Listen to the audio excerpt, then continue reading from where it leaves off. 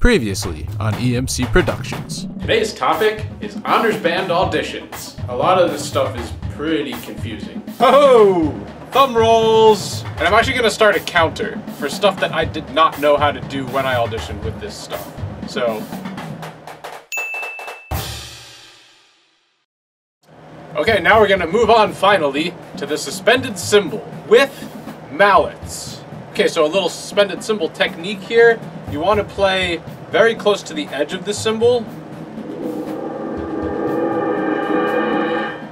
And also with the mallet heads directly across from each other. That way the cymbal's not going to move in all sorts of weird directions. Right, if you're here, it'll be balanced. First and second bar are the same thing. Starts out at piano, second bar is forte. But let's check out the end of beat 5, that little rest. So when you're playing any percussion instrument that resonates, which the suspended cymbal resonates, you want to make sure that you mute it whenever there's a rest notated, unless it says something different. This doesn't say anything, so we're going to mute it. And normally when I'm muting the suspended cymbal, I like to use like my whole body to really stop the sound, but there's only an 8th note, so we don't got time for all that. So we'll just use one hand real quick. So then we have a bar of rest in 3/4 in which we switch to the back end of mallets. Okay. Back end of mallets. And we are playing on the dome of the cymbal. And then we play a roll with the back of the mallets on the edge of the cymbal. And then we have a secco note. Secco is a noun, a technique of painting on dry plaster with pigments mixed in water. I don't think that's right. Should have went to the music dictionary in the first place. But, definition of secco. Short and very staccato. So we're gonna play a short and very staccato note with the back end of the mallet. Okay, so let's talk about playing with the back end of suspended cymbal mallets. No one does that. Alright, it sounds bad. It's super thin, like, it doesn't sound like anything. The only time I ever use the shaft of a suspended cymbal or a marimba mallet is if it asks for it in a solo piece as like a special sort of timbre. If I'm playing on the suspended cymbal and you want a really articulate sound, let's use some drumsticks, right? That's why they were invented. So I recommend setting up a music stand with a towel, very important detail, towel on top of it. That way, during that 3 beats of rest, you can finish with these mallets, quietly put them down, pick up the sticks, and you're going to sound way better than if you play with the butt end of suspended cymbal mallets. Okay, so now let's figure out a tempo here. Okay, so I'm going to do it at 84-ish beats per minute, and that's pretty slow, but the reason I'm going that slow is because muting the cymbal in the first 2 measures on that 8th note and then re-attacking, that takes quite a lot of physical effort. So you want to have enough time to do all that. So here we go. Here's the suspended cymbal excerpt. Got my music stand with the towel on it all set up right next to me with my drumsticks. Make sure you think about all that stuff before you start.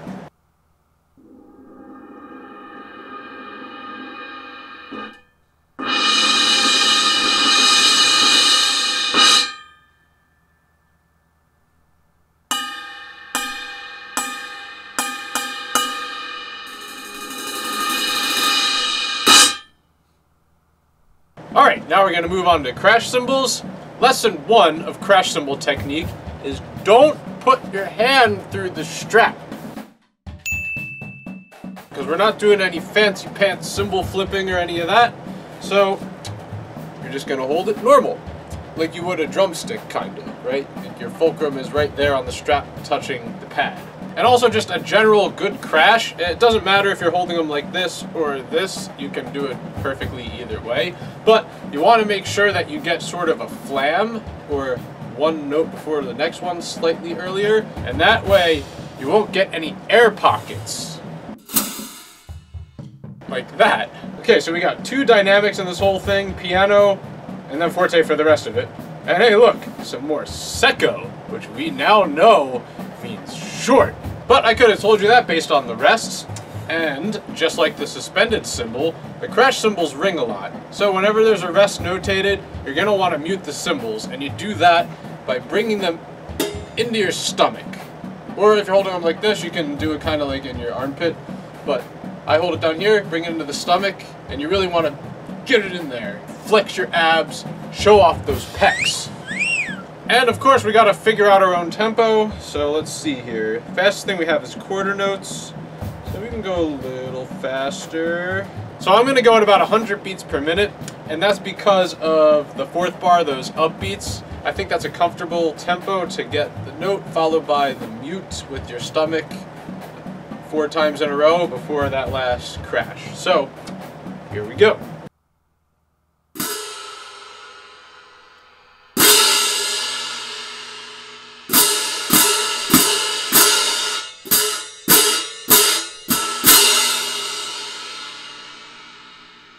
Then on that last one, I mean, you can't let it ring forever. I would what I did there, I slowly brought it into my stomach until the sound dies out. Then you can be all noisy and put the cymbals down.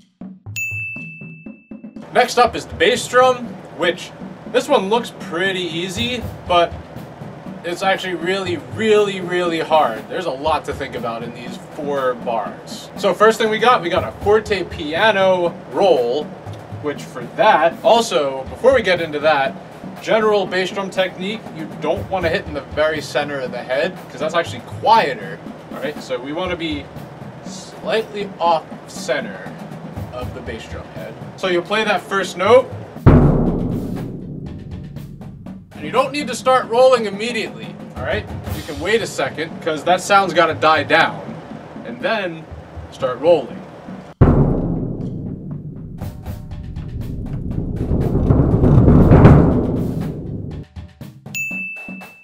Now we come to our first huge problem. We have quarter note, accent, and fortissimo, followed by subito piano. So just like our cymbals, the bass drum is a very ringy percussion instrument. In order to get from fortissimo to piano in just one beat, you're gonna need to do some kind of muffling to the bass drum so you can hear the re-attack at the very soft dynamic.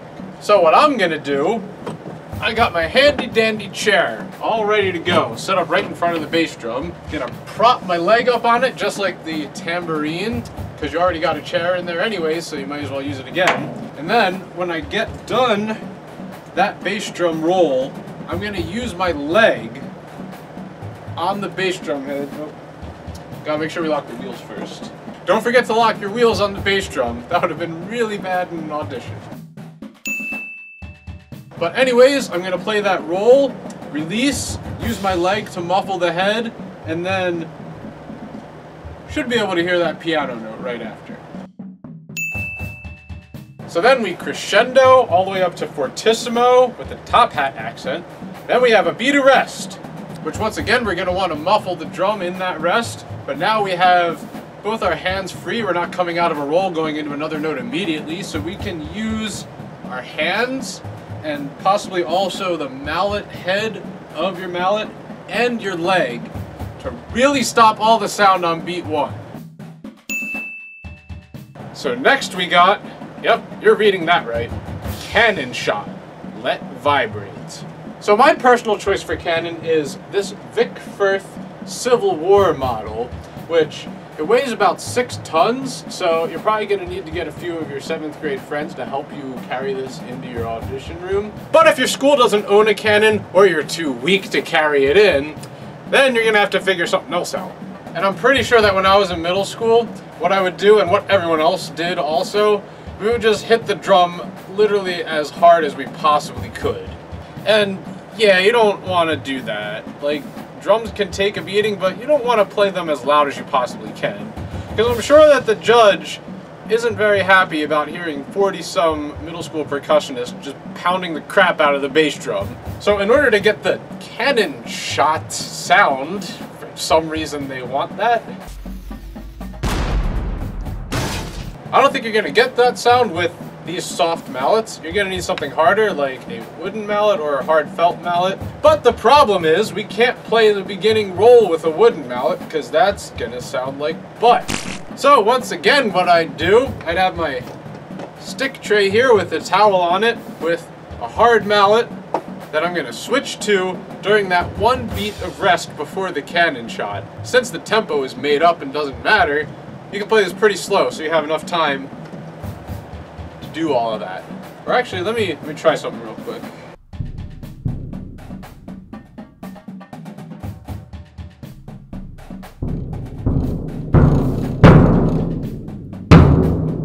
Okay, yeah, I like that. All right. Okay. So what I've figured out with my 2 percussion degrees just now is, so we're doing these quarter notes here while you're crescendoing all slow. Actually, wait, no. You're gonna play all those quarter notes with your left hand and at the same time switch to this other mallet with your right hand because you only need one hand to play those quarter notes. It's gonna be a little bit of like a circus act going on here, and keeping time is kind of stupidly hard. But it is possible, and you want that good sounding cannon shot, right?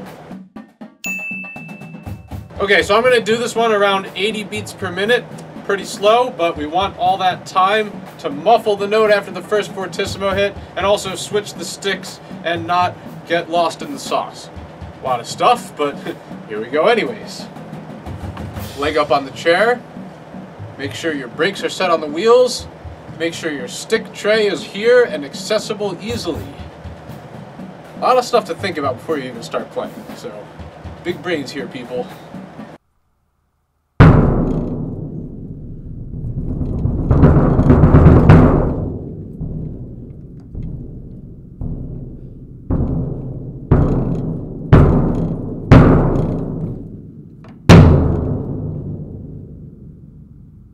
Alright, and last up we got the triangle. So first of all, you want to make sure your triangle gear is good to go, right? Like I have a good beater. You're going to want one of these little packs of beaters for all sorts of different volumes of triangle playing. And your triangle should have a clip on it, right? You don't just want to hold it, okay? Because then it's super dead. So get a clip, put it on your triangle, have a good beater. Pretty sure when I was in middle school, we just used a wind chime off of our mark tree and played with that. That's not a good beater. Get a good beater. And also on the triangle, you have what we like to call the sweet spot of the triangle, which is there's always, on every triangle, there's a certain spot where it gets a whole lot of overtones. And usually that's where you want to hit it. I know on my triangle, that's right there. That's the spot. But for this audition, you can also experiment with hitting other parts of the triangle. Like I know up here, you get a higher pitch series of overtones than you do down here. I'll play them in succession.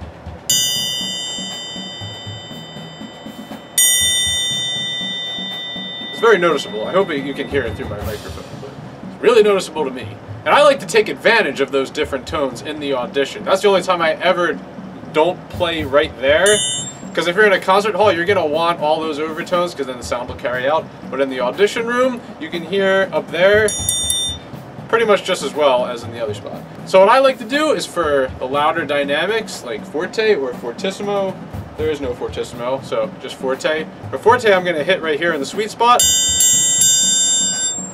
And for some of the mezzo piano, we'll get to why just some of in a second, I'm going to hit up here. Get those light sounding tones. Get the real difference in dynamics here. So let's go to measure 2. We have eighth notes with rests. And also, we have the little staccato marking below the eighth notes. So normally on the triangle, when you see the staccato marking, that just means that you take your fingers up here on the clamp, wrap them around the triangle, so you get no ring. Dead sound. Secco. But I think because there is rest, you should just muffle on the rest. Right? Because that's kind of... it's like a double negative, sort of. So you got the rest, but also the staccato. Crap. I don't know. Dang. Oh, let me like play through it.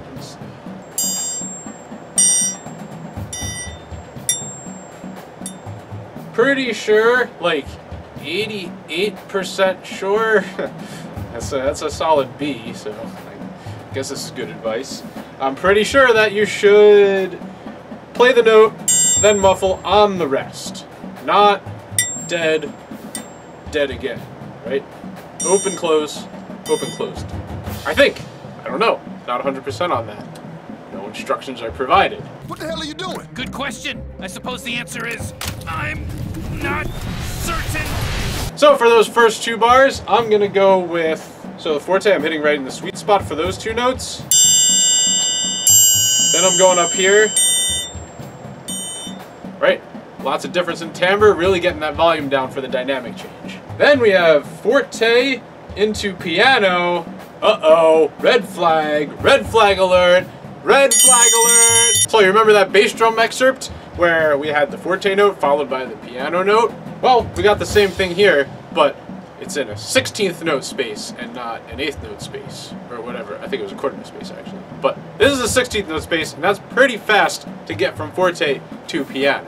And once again, luckily, the tempo's made up and doesn't matter, so we can do it pretty slow, so we can get that dynamic change and hear the re-attack at the piano, right? That's the key. You want to hear every note. You don't want to just play loud and then barely or not at all be able to hear the next note because it's softer. You gotta hear every note. So what I'm gonna do, right after that last 16th note in measure 3, I'm gonna quickly muffle with the back finger. That'll stop some of the sound, enough to get piano re-attack heard, nice and clear. And I know I said I was gonna do out of the sweet spot for the piano, but there's not enough time to go from here to there. It's for all you tenor players, that's like a sweep on the triangle. But we're not going to do that because that's going to be pretty near impossible to get loud soft. We're just going to stay in the sweet spot from measure 3 until the end. So the only part that I'm going to play up here is the second bar. Still good that we're doing that. Really get those dynamic adjustments in there. So I think a good tempo for this is 50 beats per minute. That's dotted quarter note equals 50 beats, or 8th note equals 150 beats because of math and stuff. And I think that's slow enough just to get the transition from the 3rd to the 4th bar of that forte 16th note to the piano re-attack. We gotta think about all that stuff.